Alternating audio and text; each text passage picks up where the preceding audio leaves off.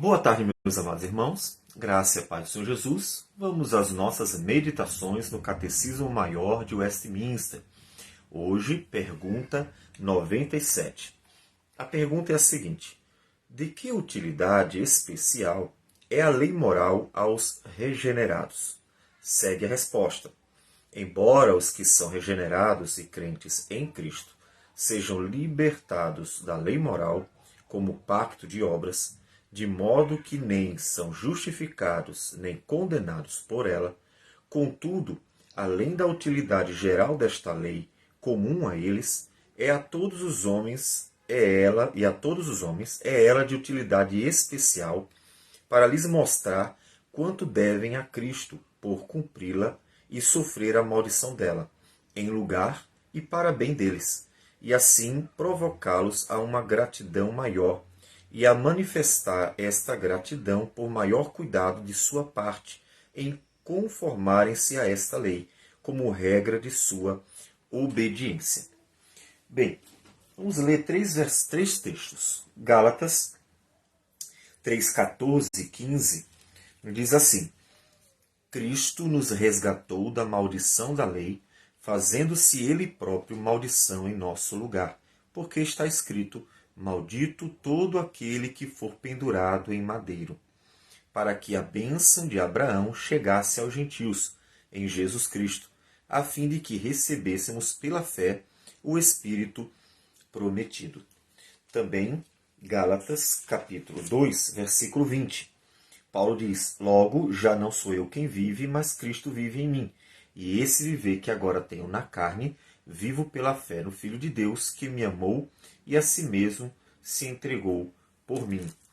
Ainda, em Romanos capítulo 6, versículo 4, nos diz: fomos, pois, sepultados com ele na morte pelo batismo, para que, como Cristo foi ressuscitado dentre os mortos pela glória do Pai, assim também andemos nós em novidade de vida.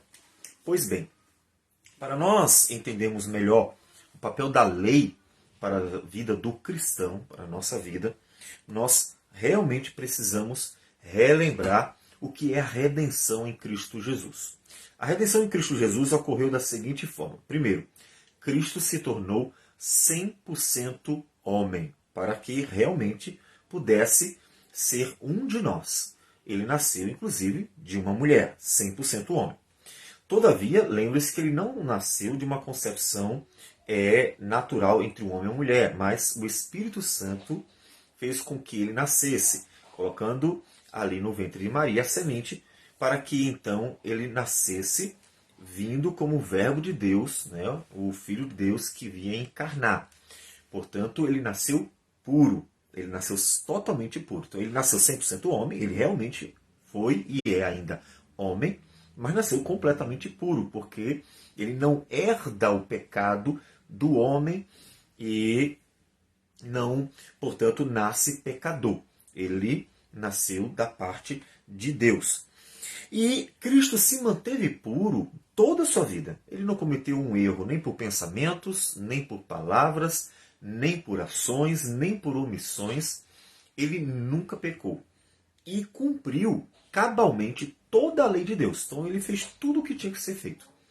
Portanto, uma vez que ele fez tudo o que tinha que ser feito, cumpriu toda a lei do Senhor, Cristo era o único homem que não deveria morrer. Por quê? Porque a Escritura diz que a morte é uma consequência do pecado, é um castigo por causa do pecado.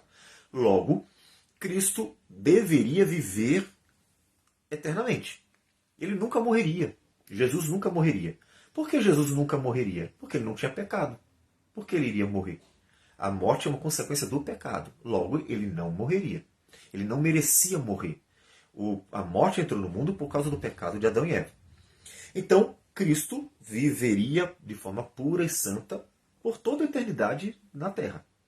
Todavia, ele aceitou voluntariamente a vontade do Pai que ele se entregasse, ele aceitasse morrer a morte que ele não merecia.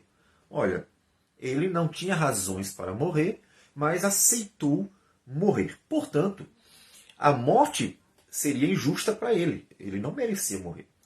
E então ele deveria morrer por outra razão, né? Não por ele. E ele aceita morrer pelo pecador, já que ele não deveria, em hipótese alguma, receber a morte. Aceitou a morte pelos pecadores, então ele morreu em lugar deles, pagando a pena. E pagando a pena dos pecadores, ele morre a morte dos pecadores. Como Colossenses, capítulo 2, versículo 13 a 15 diz: E a vós outros que estáveis mortos pelas vossas transgressões, veja a morte associada ao pecado, e pela incircuncisão da vossa carne, vos deu vida juntamente com ele, perdoando todos os nossos delitos. E, literalmente ele trocou de lugar.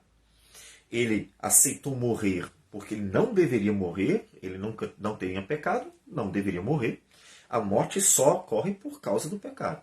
Ele troca de lugar. Ele aceitou morrer a nossa morte e dar a vida dele para nós. Então, por isso temos a justiça dele. É uma troca de lugar. Jesus trocou de lugar com a gente. Perdoando todos os nossos delitos, tendo cancelado o escrito de dívida que era contra nós e que constava de ordenanças, o qual nos era prejudicial, removeu inteiramente encravando-o na cruz, e despojando os principados e as potestades, publicamente os expôs ao desprezo, triunfando deles na cruz. Veja, portanto, que ele troca de lugar com a gente e, ao trocar de lugar, ele assumiu toda a culpa. E é, portanto, nisso que nós estamos livres completamente da condenação. O que acontece? Os que estão unidos a eles têm os seus pecados pagos. Portanto, a lei nem nos salva, nem nos condena. A lei, para nós, nem é para condenação, nem é para salvação. Por quê? A lei foi cumprida por ele já trocou de lugar com a gente, fomos libertos completamente da condenação da lei e, portanto, também não precisamos nos preocupar em tentar cumprir a lei para a salvação. E aí, resta o quê? Essa é a pergunta. O que resta da lei para nós? Já que a lei nem condena a gente, nem salva a gente, uma vez que Cristo cumpriu cabalmente tudo que deveria. Então, a lei para o cristão, ela tem que ser associada à questão da nova vida. O que é a lei para o cristão? Bom, vamos lá, o cristão ele foi justificado. E agora ele tem uma nova realidade. Paulo disse, não vivo mais eu, mas Cristo vive em mim. E esse viver que tenho na carne, vivo pela fé no Filho de Deus. Então, uma nova realidade. Então, há uma nova etapa da vida daquela pessoa. O cristão, ele está vivendo agora uma nova vida. Foi justificado e precisa viver, obviamente, para a glória do Senhor. E a lei tem esse papel na sua relação para a glória do Senhor. Então, por que o cristão ainda deve obedecer à lei moral? Por que o cristão ainda deve cumprir a lei moral? Os 10 mandamentos, né? As implicações que Jesus nos fala em Mateus 5. O cristão não está mais preso a ela, porque o cristão ele não é condenado por ela, nem salvo por ela. Mas ele deve obedecer, senão Paulo, em Efésios capítulo 6, versículo 1 a 3, não teria falado para nós que o primeiro mandamento com promessa é o honrar pai e mãe. Ele fala porque o cristão ainda tem que obedecer à lei, mas por quê? Se ela não condena nem salva. Porque ela é uma expressão da santidade de Deus. Então, quando estamos fazendo a vontade de Deus que nos foi ensinada, nós estamos expressando a santidade do próprio Deus, mostrando inclusive para todo mundo, já que nós fomos chamados para proclamar as virtudes daquele que nos chamou das trevas para a sua maravilhosa luz. 1 Pedro 2,9. Então, o propósito da gente é testemunhar a glória de Deus. Então, para que a gente cumprir os mandamentos? Para mostrar a glória de Deus, para falar da santidade de Deus. Os mandamentos falam da santidade de Deus. Puxa, que Deus justo, né? Que Deus santo, que Deus é bom e assim fala da glória de Deus. Mas também devemos cumprir o mandamento porque ele é uma expressão da restauração da nossa vida. O que é a nova vida? É a restauração do homem para a pureza de novo. Só que ainda estamos nesse mundo pecador. Quando Jesus voltar, ele vai tirar o pecado de nós. Não vamos precisar mais de lei. Por quê? A lei estará no nosso coração, restaurada completamente. A nossa vida, ou seja, a imagem de Deus em nós, estará restaurada completamente. Então nós não vamos precisar de ninguém dizendo assim, faça isso que isso é certo, faça isso que isso é bom. Por quê? Porque a gente não vai precisar que ninguém nos ensine na eternidade. Porque nós já estaremos totalmente limpos, totalmente puros, totalmente restaurados.